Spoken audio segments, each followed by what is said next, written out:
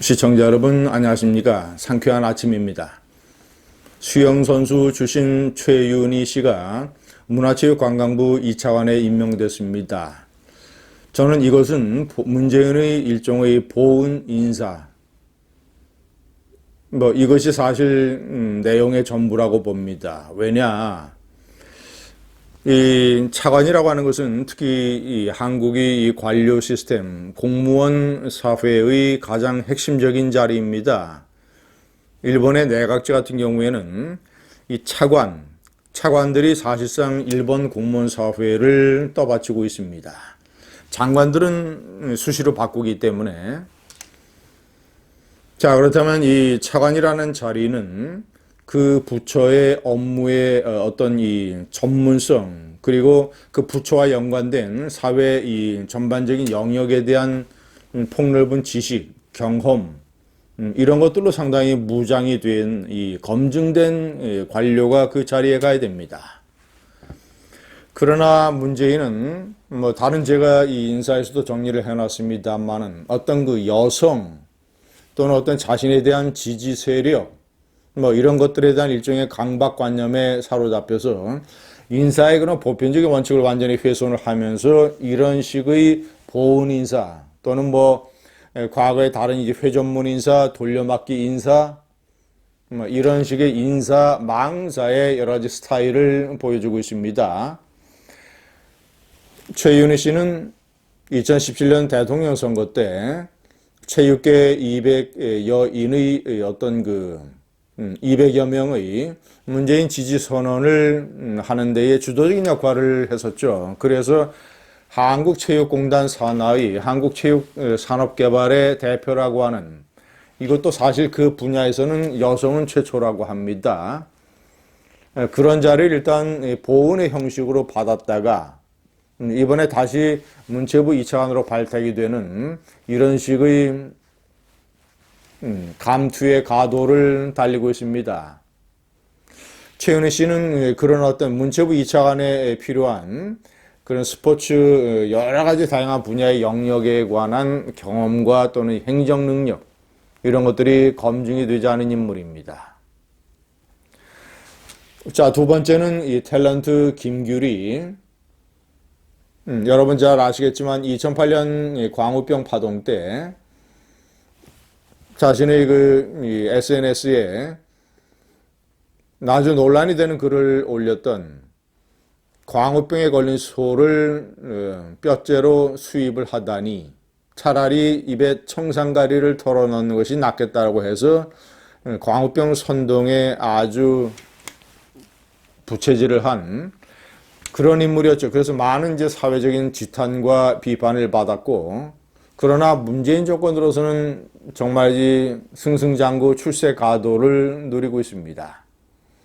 문재인의 각종 청와대 행사, 그리고 심지어는 이제 외국 순방 행사에까지 초청이 돼서 나름대로 각광받는 역할을 맡고, 자, 그리고 교통방송의 프로그램까지 꽤 찼습니다. 교통방송은 1년에 300여 원의 예산을 박원순이가 투입을 해서 완전히 좌편향 일색의 이런 방송으로 되어버린 상태에서 김규리도 한 자리 꿰차고 들어갔습니다. 문재인 정권 들어서 아마 가장 출세하고 가장 수직 상승을 한 사람이 탤런트 김규리. 자, 청와대의 김외숙 인사수석, 문재인이 부산에서 법무법인 부산의 변호사로 활동을 할 때 같은 변호사 사무실에 후배 변호사로 있었던 사람. 그러나 경력이라고 하는 것은 여성 변호사회 부회장 이런 정도가 거의 전부입니다.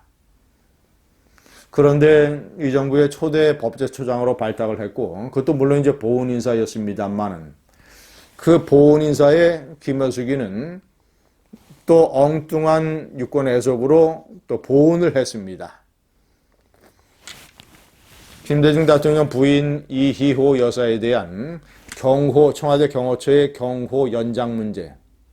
대통령 경호법으로 했을 때는 절대 연장을 해서는 안 되는 것을 합법적이라고 법제처가 유권 해석을 내렸고, 문재인은 이 유권 해석을 근거로 삼아서 그런 불법적인 청와대 경호를 제공을 했던 것입니다. 자, 그런데 청와대 인사수석이라는 자리는 정말 좀 더 이상 말씀을 드릴 사회 각 분야의 어떤 인맥 지도를 머릿속에 가지고 있어야 되고 꿰뚫으면서 어떤 자리에 어떤 인물이 필요하다라는 어떤 분석력과 통찰력이 가장 핵심적으로 요구되는 자리입니다.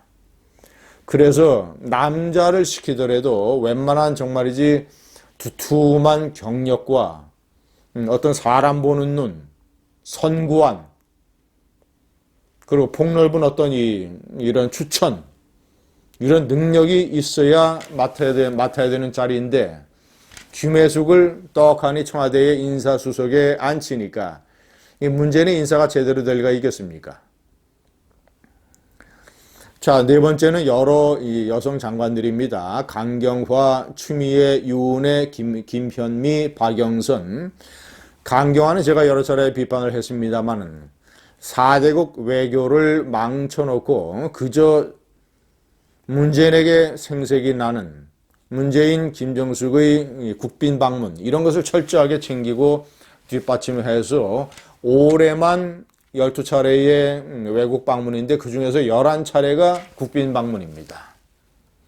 그래서 제가 오죽하면 여행사 사장 강경화라는 표현까지 썼지 않습니까?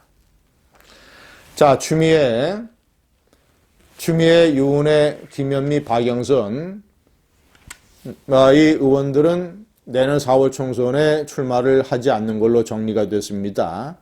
그런데 아마도 발탁을 할 때는 내년 4월 총선에 출마를 해서 당선되기가 대단히 어려운 상황, 이런 것들도 많이 고려되지 않았나 저는 이렇게 판단을 합니다. 추미애, 서울 광진구 지역구에서 오세훈 전 의원으로부터 아주 거센 도전을 받고 있습니다. 현재 어떤 이 한국당과 민주당에 대한 분위기 또는 문재인 정권의 실정 이런 걸로 따지면 내년 4월 총선 때 추미애는 당선되는 것이 상당히 어렵지 않겠는가.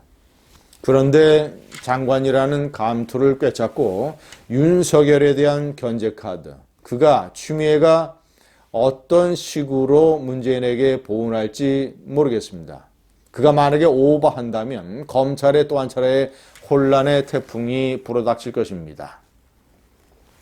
유은혜, 인원과 같은 이 고등학교까지 교육 현장에서 전교조의 영향으로 완전히 교육 현장이 망쳐지고 있는 이런 사태에 관해서 한마디 언급이라든가 대책이라든가 징계에 이런 조치를 취하지 아니하고 엉뚱하게 자사고, 특목고 이런 것들의 폐지 방침이나 추진을 해서 한국의 백년대계를 망치고 있는 인물 유은혜, 김현미, 이 정부 부동산 정책의 대실패의 주역 김현미, 유은혜, 김현미 이 두 사람은 경기도 고양시가 지역구입니다. 그런데 고양시는 신도시, 다른 데의 신도시 개발이라든가 이런 것도 영향이 있겠고 전체적으로 어떤 이 부동산 상승의 기운에서 조금 제외돼서 소외돼서 상당히 현 정부에 대한 여론이 좋지 않은 지역이죠.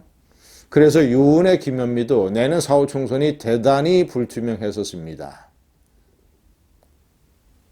때문에 이 두 사람이 출마를 포기하는 대신 장관직을 유지한다고 하는 것은 어쨌거나 그런 어려운 상황에서 구제된 결과를 낳게 되는 것이죠. 박영선, 현재 민주당에서 돌아가고 있는 이 어떤 이 중진들에 대한 압박, 이런 분위기로 봤을 때는 박영선 의원도 공천을 정상적으로 받아서 내년 4월 총선에 출마할 수 있다라는 이런 환경이 대단히 어려운 상황.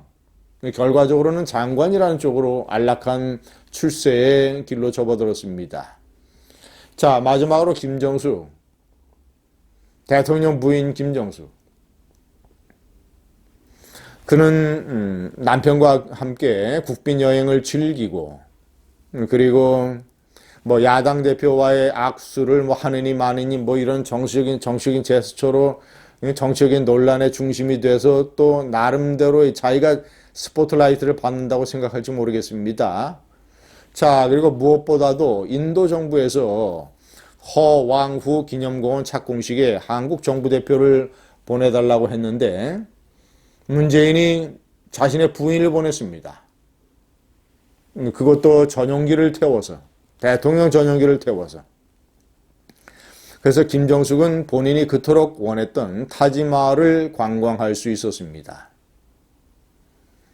문 정권의 출세 여인들, 어떤 여성에 대한 문재인의 이 삐뚤어진 강박관념, 여성을 많이 중용을 해야 되고, 그리고 저는 이제 정도 이상을 넘는 것을 지적하는 것입니다. 그리고 어떤 여성 최초라는 타이틀을 달아주는 것이 어떤 이 자신의 지지 기반에 도움이 된다고 생각하려는 잘못된 어떤 이런 인사 철학, 이걸로 인해서 문 정권의 출세 여인들은 앞으로 이어질 것입니다. 감사합니다.